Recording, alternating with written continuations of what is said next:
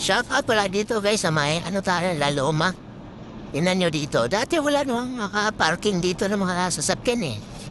Hindi naman to impounding dati eh. Tingnan nyo ha. Dikitan natin.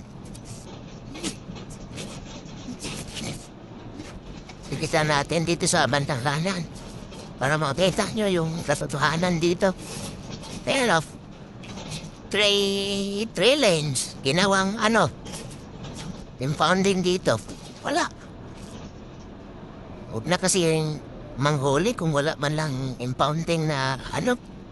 Tingnan mo. Wala. Dito lang. O, ginawang parking o impounding o ano nangyari. 3 lanes, naging 2 lanes. Pagdating dito sa unahan, 1 lane. You know, yung mga tricycle, ginawa na ng ano. Shortcut niya. Sa ano tayo, La Loma. Manila. You know? Sana all, Mayor. Sana all.